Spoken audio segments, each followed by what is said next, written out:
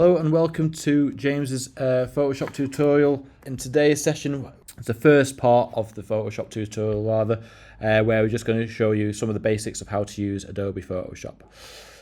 So first things first, once you've opened the Photoshop, it might look similar to this, and we're going to create a new file here. So I'm going to select new file.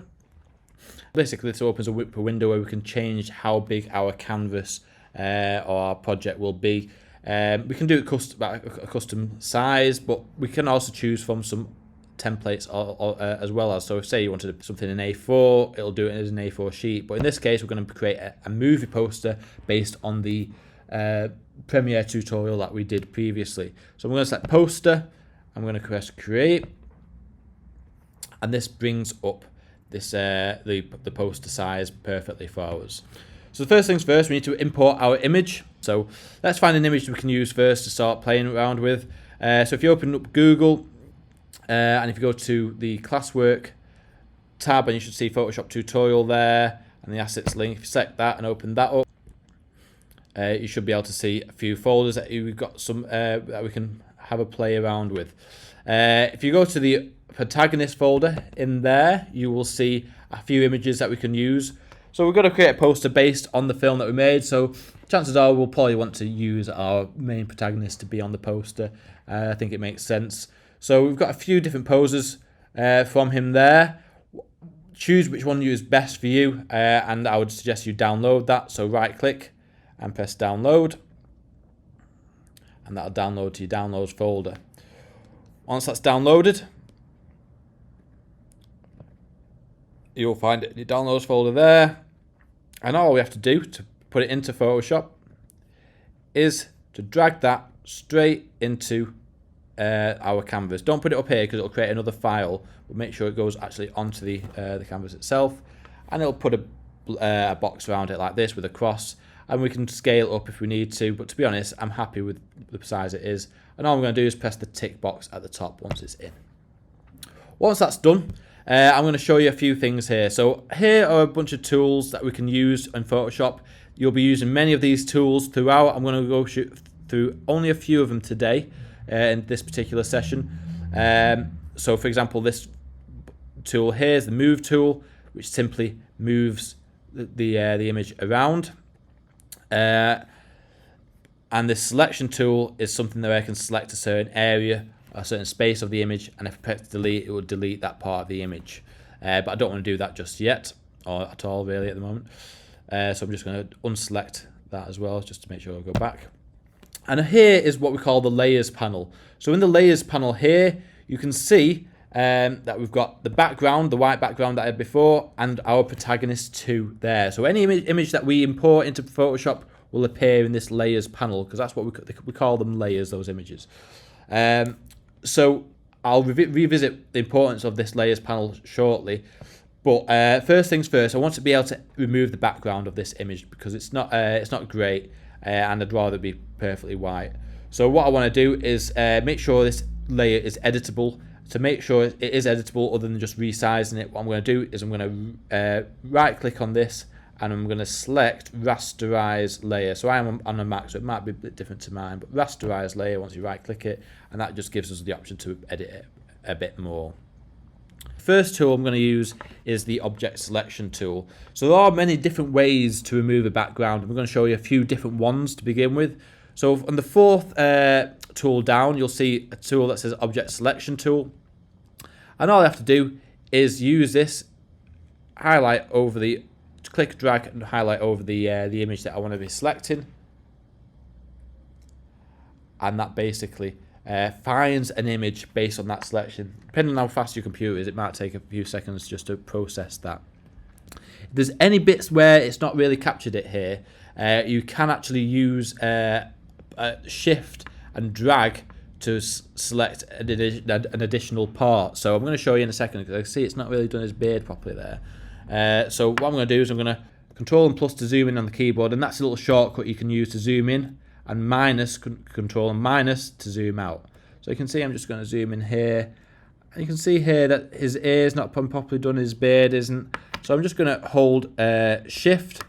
You can see a little plus happens, occurs on the mouse, I'm going to drag an additional box in addition to the one that's already been selected, and that will just select a tiny bit more of what we wanted.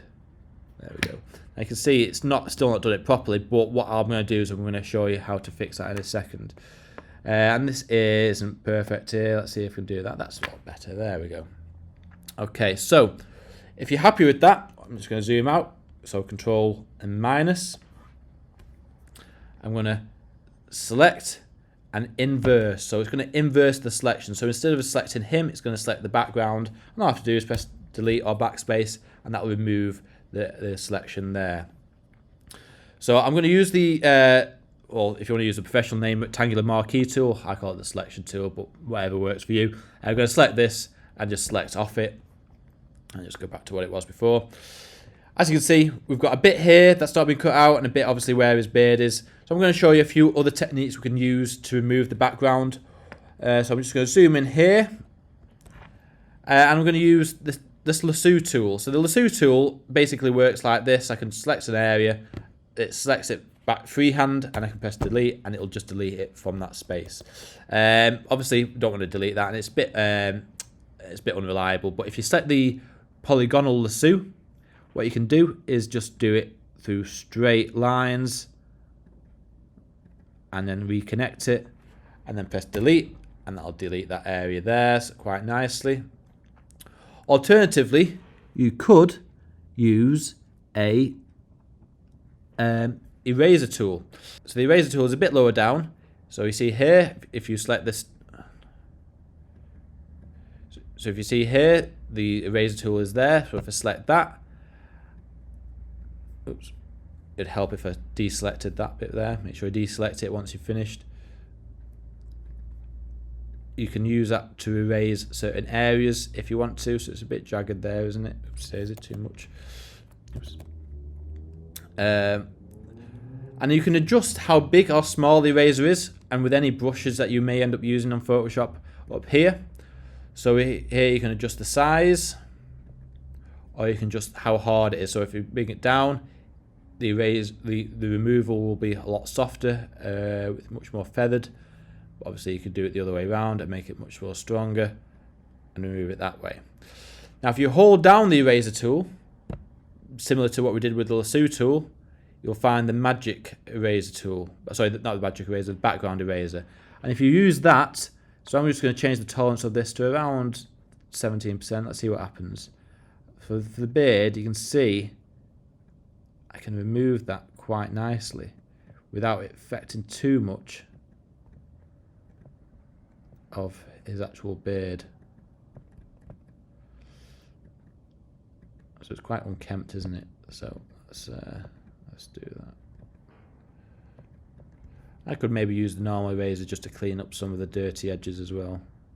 On there. Nice.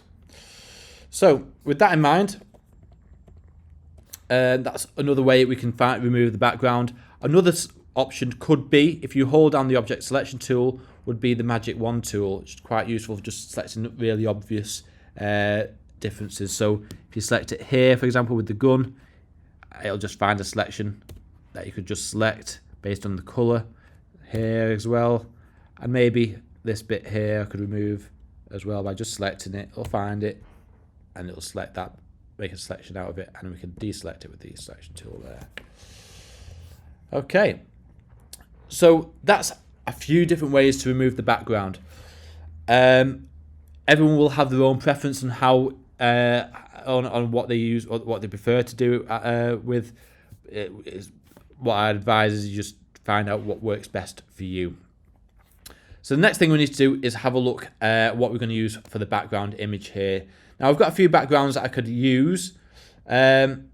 So if I go back to my my template images that I've got here, if I go back and select background images, I've got a few different background images I can use to download. So let's try Woodlands 3. Right click, download. I'm going to bring up Show and Finder. So it'll be in your downloads folder. Let's bring up Photoshop again. I'm going to drag and drop that onto our canvas there, like so. I'm going to make sure it fills the entire screen because it'll be in the background. And once I'm happy with what it looks like, I'm just going to press the tick box. So obviously I've made it so it fills the screen, but obviously it's covered up my my protagonist. So to change that, what I'm going to do is, you can see here we've got the Woodlands 3, Protagonist 2 and background layers in there. Now the order in which the layers appear in here is very important to how it appears in our project, in our file. So if I was to remove, or not remove, but move the Woodlands 3 image so it's underneath Protagonist 2, basically it'll order it in the same order that it will appear on this, in this layers panel here. So now I've moved it underneath Protagonist 2, it's laid it up so he is now in front of the Woodlands. Okay, so it is important that we understand that the layers are incredibly important in terms of what order they are in. So it's probably worthwhile mentioning, obviously it's easier said than done to just create a movie poster. So what I'm going to do is, it's probably worthwhile looking at what other existing posters are out there, so it can give you an idea of some sort of inspiration that you might want to use. So if I typed in action film poster, you might want to have something where it's similar to something like that, where you've got your protagonist with an explosion in the background, or some sort of location on fire, and you've got your title here. So you might want to design something that's similar to that. Or maybe you might not want to make an action film poster. Have a look at what other genres you might want to make your poster based on. So let's try an apocalyptic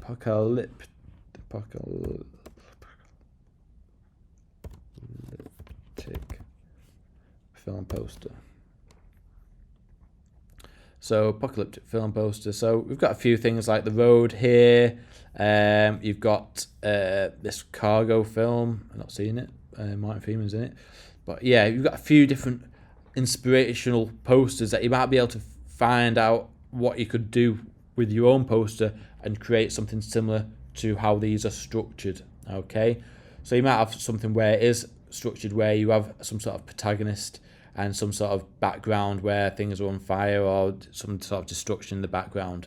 So choose carefully what background image you use for your poster. And then you might also want to import some extra assets into this as well as. So for example, there are some additional images that you might want to use from the examples that I've given. So if you go back and you go to additional assets, there's a few different ones you might want to use. There's like blood splatter and barbed wire, some destroyed cars. Let's try these vines, for example. Let's download that. Now, other than the sniper guy here, the guy with the balaclava, he obviously needs his background removed, but all these other images actually have the background removed already, so it makes it a lot easier for you. But if I open it up in Finder, or in your window, downloads window, and do the same again, let's import our vines. As you can see, it's put it behind him, but I'm going to put mine in front of it. So what I'm going to do, I'm just going to make this a bit bigger and drag that so it's there. I'm going to tick that. So make sure our vines are above our protagonist, so it's on top of him and it'll appear on top of him. And maybe I want a few of these, so maybe I could right click, duplicate layer, and it'll make another one. Okay. Now I've got two of them. If I select the move tool, I can move this somewhere else. Now if I want to transform it again, so put the box around it, all I have to do is press Control T, and that will put that box around it. So it's a shortcut for free transform. So maybe so it's just looks a bit different. I'm going to flip this around and put it somewhere like that, and press tick, and it gives it just a bit more depth to the image as well as. So that concludes just the first part of this Photoshop tutorial. We will be going through other stuff as well as, but next time we'll be covering text, how to get text in our images, how to adjust some of the color of our image, and we'll also be looking at changing some of the blending options too. Just before you go, So you know how to save it, all you have to do is go File, Save. You'll have two options to either save it to your Creative Cloud or your computer. So if you save it to Creative Cloud, it'll just save under your network, under your user, to your own Adobe user account. But obviously, if you want to save to your computer, make sure you save to your computer and you know where you're saving it to, and that should save it to wherever you want it to go to. Obviously, best save. That obviously saves it as a Photoshop file, doesn't save it as an image file, only a Photoshop file. So you're just going to make sure that if you do want to save it as an image, which is what I'll cover in one of the other steps, that you save it as a JPEG. But at the moment, we're saving it as a Photoshop file so we can continue editing it next time.